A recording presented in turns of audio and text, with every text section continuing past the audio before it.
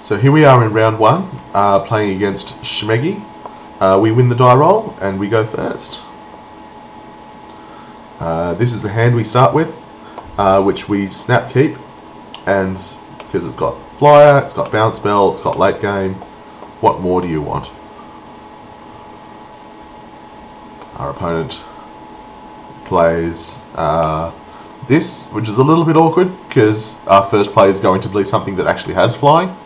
But on the other hand, he has to sacrifice a creature if he wants to deal with it, and I'm pretty much fine with this, trading with pretty much whatever creature he comes across.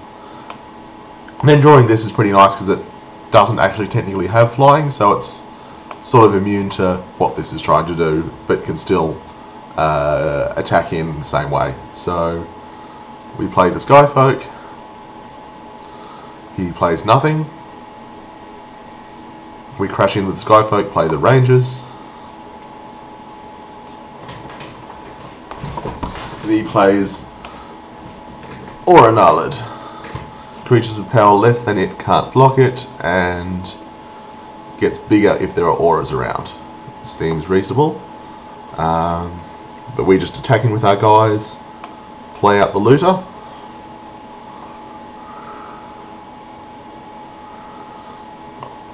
And our opponent's turn. Plays out Crypt Rats, which can deal X damage to each creature and each player, but can only spend black mana, so he's only got the one swamp. So he can't activate this yet, because it'll only kill Sky Sweeper. But next turn if he rips the swamp, he can activate that for 2 and kill everything that's currently on the board. So I'm thinking that maybe I can hold on to this Giant Growth and use it in response to the Crypt Rats next turn to save one of my things. But on the other hand, I'm thinking, look, he's attacking into my thing, I have a Giant Growth, I may as well just kill this thing. So I block, Giant Growth my guy. No, the other way around, I Giant Growth my guy and then block, so that it has sufficient power to actually block the Aura Nulled.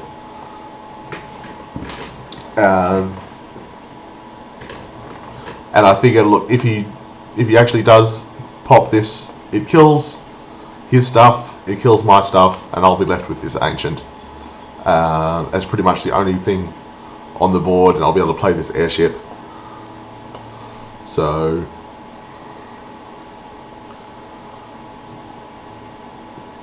I'm still going to have things even if he wipes the board, and he doesn't have a whole lot of things just yet. So I attack in.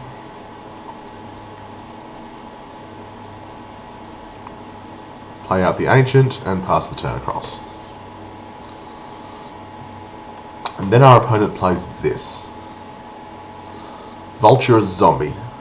Whenever it's a 3/3 for 5 with flying, and whenever a card gets wounded to our graveyard from anywhere, put a +1/+1 counter on it.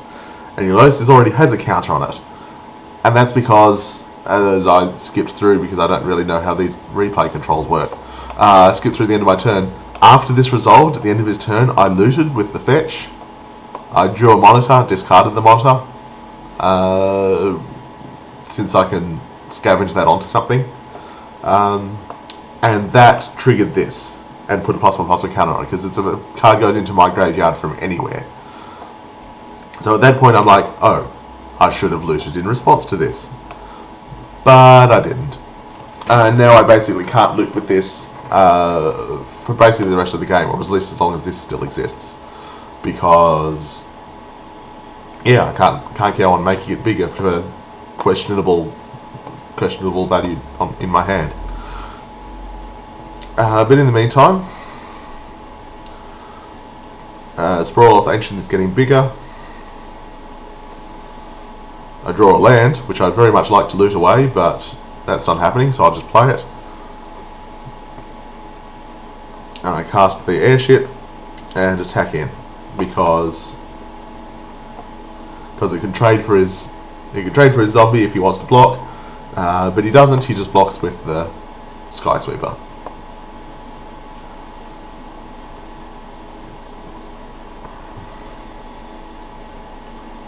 Now on his turn he activates the Crypt Rats for 2, which kills a whole bunch of stuff and makes his zombie enormous. So this is going to be a problem because it's already a 7/7, and he draws a thing that can give his creatures trample. So now we're in trouble. So he hits us for 7 here. Takes us to 11. So this has regenerate. So once I have mana up, I can block this and regenerate all day. But he can give it trample. But on the other hand, I have a pretty large guy, and he's only on 8. So I'm trying to think, if I draw something that can make him want to block this, then he won't have trample, and then I can block here and regen. And basically we can be at a standstill. And I draw exactly that, which is to say a land, which means I can scavenge the Krozda Monitor onto the Ancient. So now it's attacking for 7, and is pretty much obliged to block that. Otherwise he'd be going to 1, which he could do. On the other hand, I'm now completely tapped out, and I still can't block and regenerate. So he's going to get another free hit in, and he takes us to 4. And he's played Bramble Elemental. Says whenever an aura becomes attached to it, he gets 2 1/1s, which we can't really allow to happen, but given what happened last turn, he's probably going to chump block this as well, and I'm fine with that. So I draw a Giant Octopus, which is pretty ideal because it's a pretty beefy creature, but it also is something that we can afford to play and still hold up regen. So obviously I snap, do that. Well, first I attack, he blocks, and I play up my guy, and since now I'm holding up regen, means we can block him pretty safely. Now this is scary. Skeletal Vampire is a 3/3 that comes with 2 1/1 friends. And he can pay more mana and sacrifice a bat to get 2 bats. So as long as he has any of these extra 1/1 bat tokens flying around, he can reproduce them, which is a scary prospect, given that we're already on 4 and these things have flying.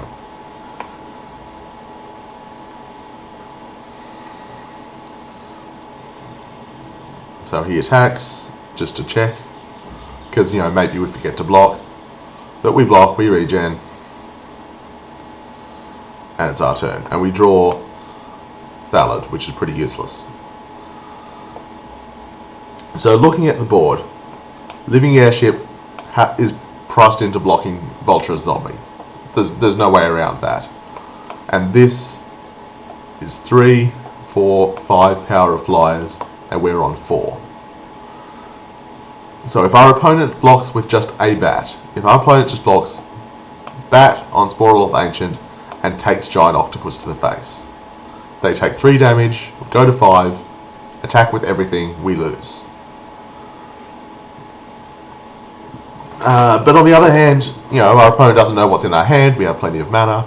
If we play something else that can block a flyer, if we play something else that can pump up this octopus or give this trample, then they're in a lot of trouble. So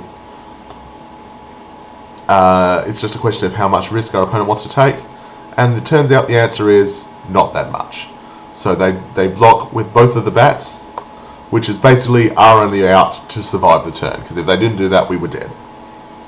Luckily they did, and so they lose both of their bats, which not only means that they don't have lethal this turn, they also can't just continually pump out bat tokens with the vampire's ability, which is very relevant.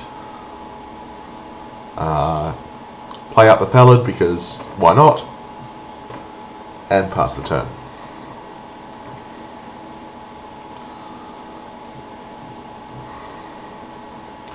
Opponent attacks in, we make the obvious blocks, and we go to 1. But we have a more than lethal attack force coming back the other way, so our opponent needs to have something here. So let's see what they have. They have a stab wound on the giant octopus. So we untap, we take 1 damage, and then that's it. We go to -1 and we lose the game.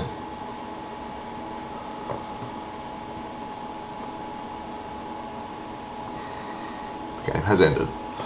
So that's the end of game 1. As I said, in sideboarding, I added in the Deprive because I wanted to counter this zombie. And he's also got a couple of other big things that I wouldn't mind countering. But mostly it's the zombie. We really don't have any answers to it. Once it gets going, it becomes huge and it can just block everything that we're doing. And blue-green doesn't exactly have a lot of kill spells. So, yeah, I brought in the Deprive, hoping to counter that. I believe I took out the 2-3 for 3 on the basis that it wasn't really doing much against what we'd seen out of him. Lots of flyers and big things that a 2-3 for 3 doesn't do much about. And then I took that into game 2. Alright, game 2, we're on the play, and we get a reasonable hand. It's got some amount of disruption in counter spell and bounce spell, reasonable small creature, and then reasonable large creature that I'll most likely be evoking, given what I have so far. So we keep this, and get going. Not drawing much of relevance, so keep up the Deprive. Opponent doesn't play anything, so we could hold up Deprive, but I'd much rather just get the board going. So I play my 2-2, and our opponent plays Dark Ritual into Zombie. So the card that I specifically brought this in against has been brought out on the first turn of the game where we didn't have the opportunity to do anything about it. So that's a little bit upsetting, but I do have a bounce spell. So I'm considering playing, bounce it and then counter it on the way back down. And I may very well have to do that. But unfortunately I clicked the forest, which means I don't actually have the mana to bounce it and then counter it on the way back down. But it does cost 5 mana, so if I bounce it this turn I can counter it next turn. Yeah, if I bounce it this turn, he can play a land, but he can't replay it, because he used Dark Ritual to get it out. But first, obviously, I'm attacking, because this is a trade that I will make with just immediately. Because that thing really needs to go away.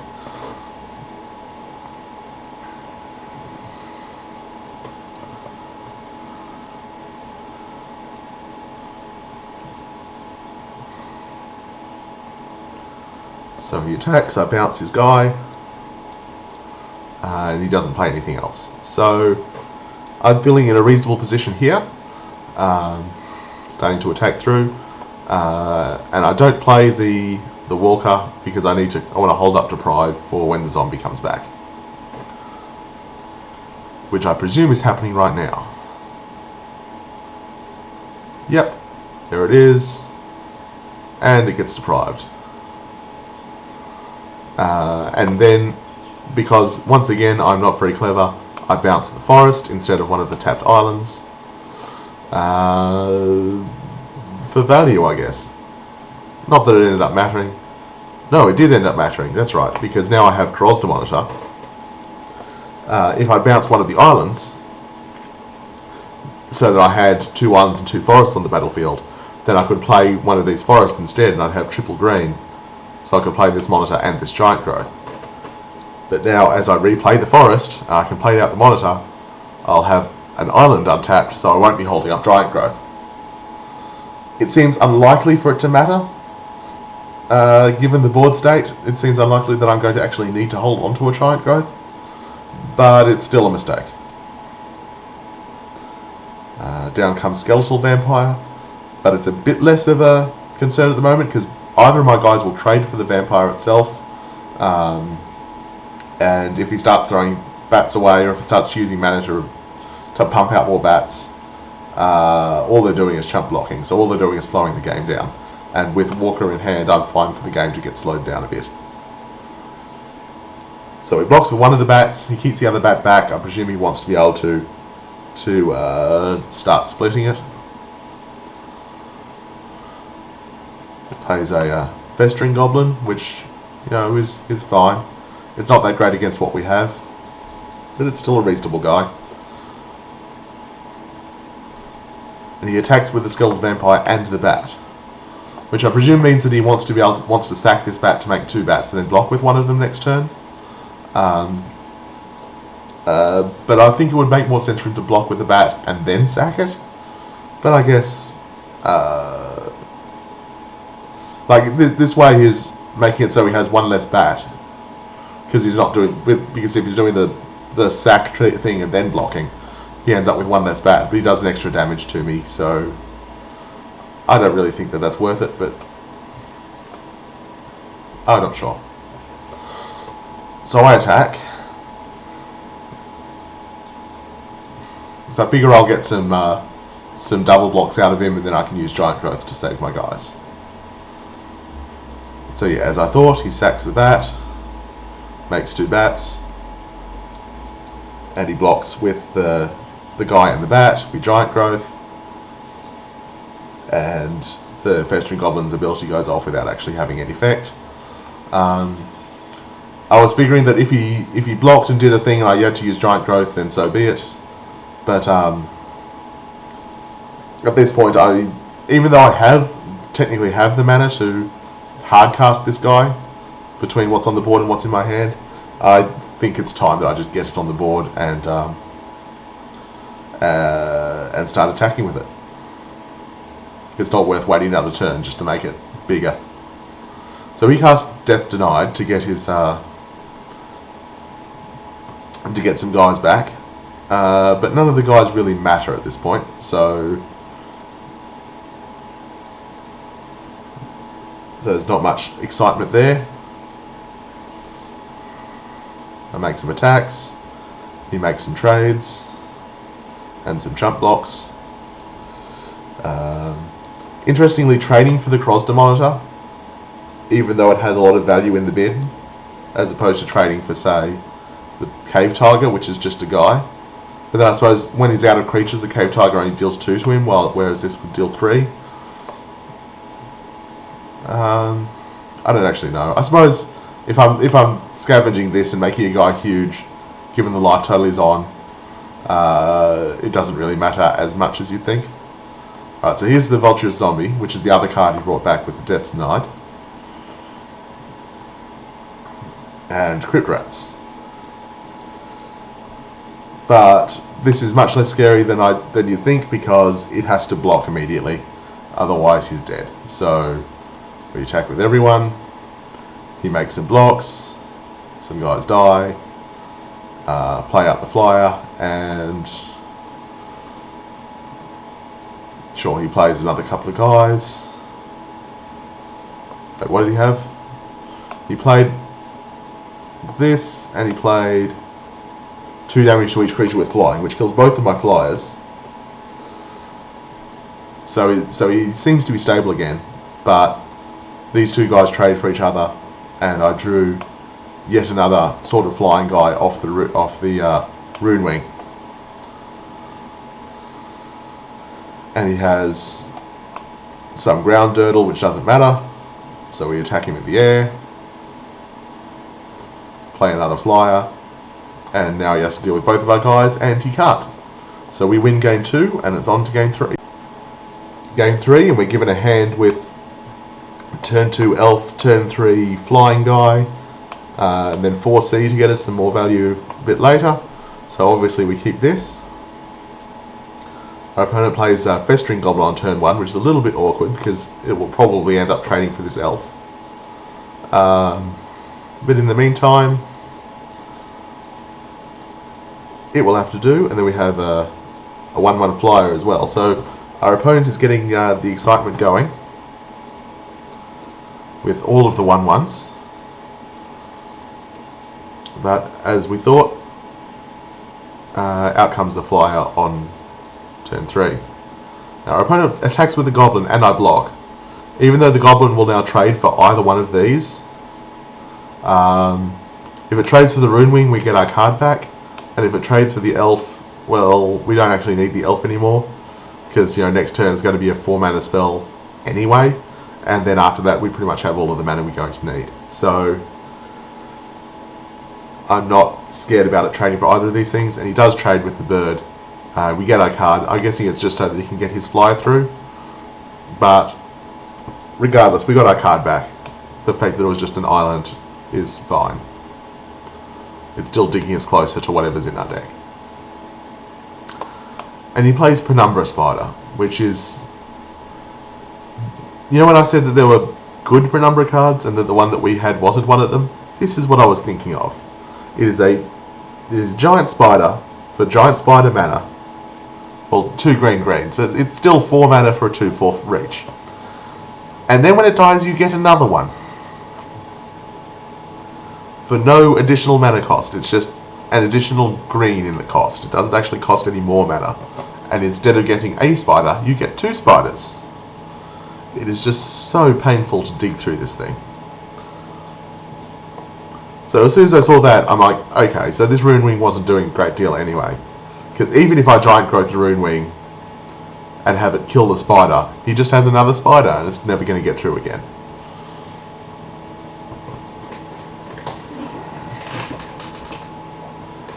But I still play up my 3/3, so at least he can't get into me. Except with his flying guy. So now the ground is pretty heavily gummed up. He plays this thing that can destroy flying creatures, which is, you know, annoying, but not too annoying, because we don't have any flying creatures in hand, and given that this is here, most of them wouldn't be doing anything anyway. So I cast the 4C, and I get this pile of excitement. 3 lands, which we don't want, and a Thallid, which will do absolutely nothing. So they all go to the bottom.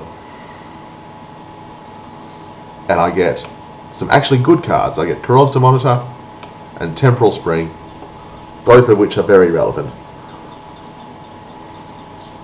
But all I can play this turn is the Shell Dweller, and I pass the turn.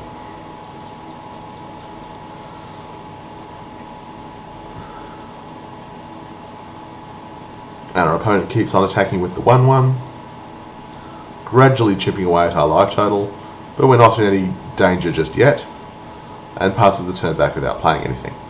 So now we have this airship, and we have enough mana to, after we play a land, we'll have enough mana to cast it, hold up, regen. So we can't really destroy it with the Sky Sweeper. And while it can't attack through the spider, it'll at least do something, and it'll at least block his Boggin. So we do exactly that. And he then tries to destroy it with the Sky Sweeper anyway.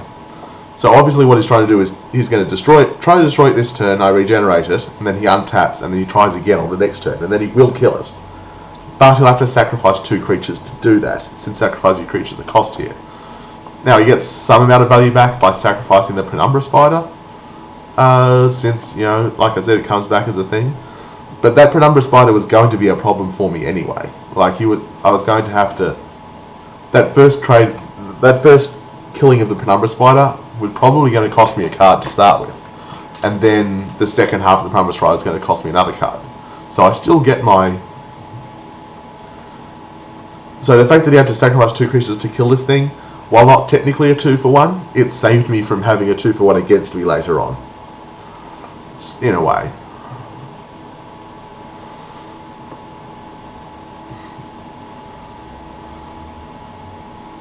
So yeah, like I said, he ends up sacking the trample guy to kill it the second time, and now I'm actually out of mana, so it actually does die this time.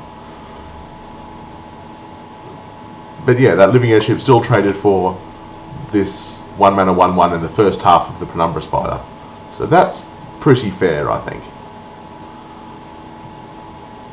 Because now I can use my Temporal Spring to bounce the other half of the Penumbra Spider and actually kill it forever. Which means I can actually start attacking now.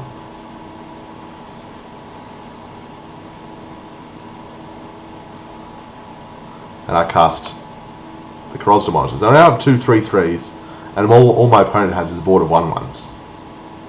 So I'm feeling in a pretty good spot here.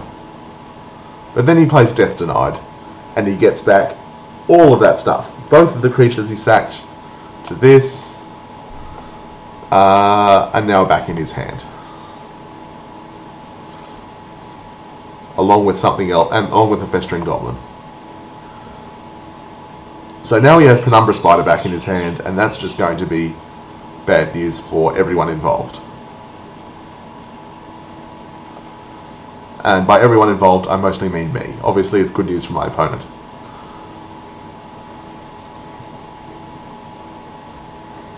So I play the Looter that I just drew. Start getting in my attacks where I can. Make some blocks. And I could save this with the Giant Growth. He will pop this to kill the Elf. Or I can wait until damage happens, and then he targets the Goblin onto the monitor itself, and then Giant Growth it afterwards. But because the Corrosda Monitor has Trample, if I do it before damage, I get an extra 3 things through. So basically my decision is, do I Giant Growth it now to get an extra 3 damage, or do I Giant Growth it later so that my Elf doesn't die? And I decide that, given how much mana I have, the Elf is basically worth 3. Like, I will sacrifice the Elf to deal an extra 3 damage to his face. So I Giant Growth it now. And he does, as expected, to kill the Elf.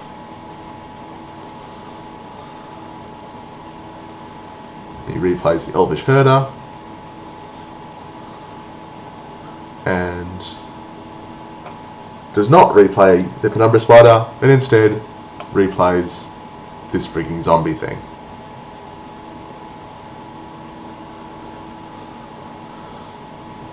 And at this point I'm realising I misplayed my mana yet again, in that I should have tapped the Elf itself to cast this Giant Growth, so that I would have more mana available, so that if I looted with this, I could have 2 blue up if I drew the Deprive. Turns out I didn't actually draw the Deprive off the Looter, and the zombie is resolving anyway. So, once again, not actually punished for my bad mana usage, but all the same, it was a mistake.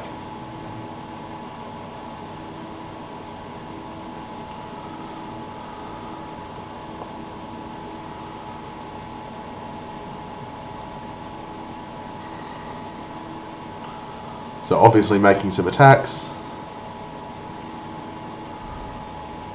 having some blocks happen.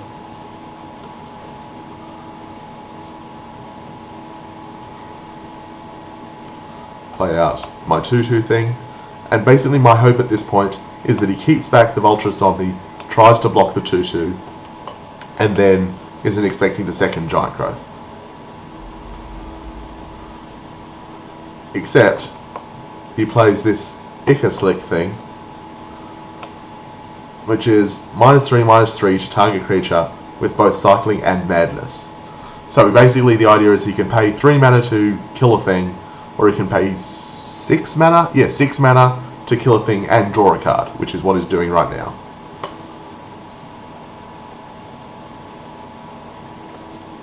And I believe, and he's targeting the Corrosda Monitor. So I can save this with the Giant Growth, or I can let it die, scavenge it onto the ranges, and then this is a 5/5 thing with flying that can then kill the zombie. So I let it die, even though it makes the zombie bigger.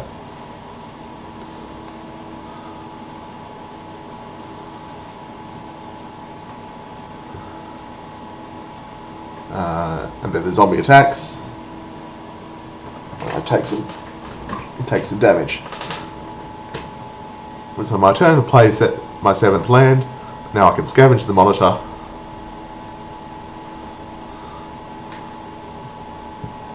Make my flying guy huge. He chump blocks it. I get in for 3 with the Octopus. And now he's at low enough life that this is something that he has to block. So he's going to have to keep the zombie back, and he can't keep attacking me with it.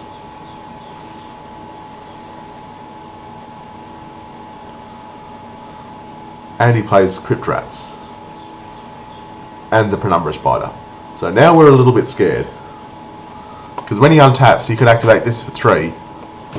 He'll kill this, he'll kill this, he'll kill this, which isn't doing very much, and it'll kill itself. So it'll kill 2 of my guys, 2 of his guys, that's a fair trade, and then this will get just huge. So we need to be aggressive and try to make him trade that thing off, or at least, chump block with it. So now this is nice, because even if we trade away our flyer, like even if our flyer dies, we have a backup flyer. And if our flyer doesn't die, then we have a backup flyer. So we attack, and he makes some blocks. So we have a 3/3 that's going to die against these things, and we have a 5/5 that's going to eat his 4/4.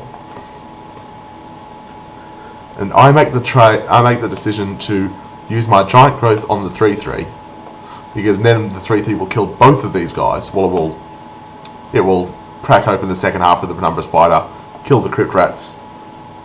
However, the giant growth going to my graveyard will make the zombie bigger, but then these still trade, so the zombie still dies. I lose my 5/5, but as I said, I have a backup 5/5 flyer. So it just gets rid of more stuff. It makes it so he is on the second half of the Penumbra Spider. It means he has fewer times to chump block my giant flyers.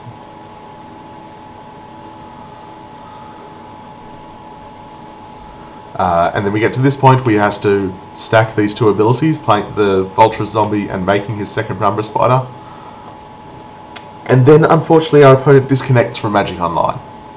He had 2 minutes left on the clock. We have about 1:46. And his clock just runs down to 0, and he runs out of time because he's disconnected from the game. I don't know whether that was a rage quit, or if it was actually just his internet connection ran out. Who knows? But a win is a win, and we're 1-0 going into round 2.